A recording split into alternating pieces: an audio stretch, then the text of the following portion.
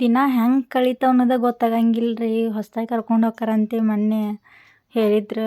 ಜೀವ ಕೈ ಹಿಡ್ಕೊಂಡು ಕುಂತಿದ್ನೆ, ದಿನ ಲಘು ಹೋಗ್ಬಾರ್ದು ಅಂತೇಳಿ. ಈಗ ದಿನ ಹೋಗೋ ದಿನ ಇವತ್ತು ಬಂದೇ ಬಿಟ್ಟೈತಿ.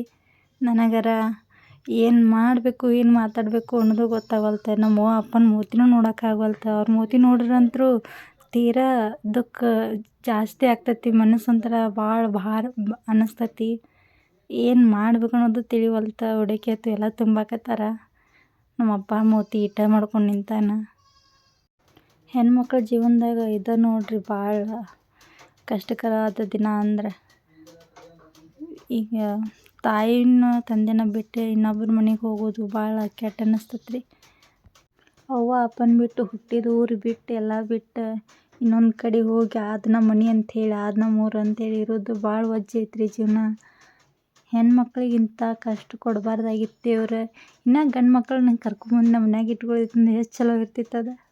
ಅದೊಂದು ಸಂಪ್ರದಾಯ ಇತ್ತಂದ್ರೆ ಚಲೋ ಆಗ್ತಿತ್ತು. ಹೆಣ್ಮಕ್ಳಿಗೆ ಅಷ್ಟೇ ಇರಬಾರ್ದಾಗಿತ್ತಿದು.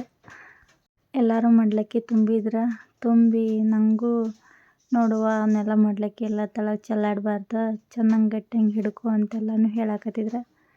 5 ಮಂದಿ ಮುತ್ತೈದೆಯರು ಹಾಕಬೇಕು ಮಡ್ಲಲ್ಲಿ, ಮಡ್ಲಕ್ಕಿ ಹಾಕ್ಬೇಕಂತೇಳಿ ಹೇಳಿದ್ರು. ಎಲ್ಲರೂ ಹಾಕಾಕತ್ತಾರ. ಹುಡುಕಿ ಚಂದ ತೆಗೆದುಕೋ.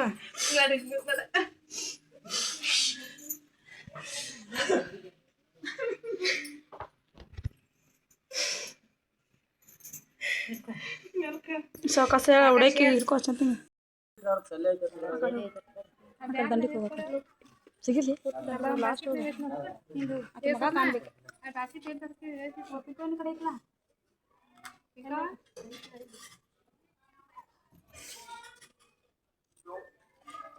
ಸರಿ.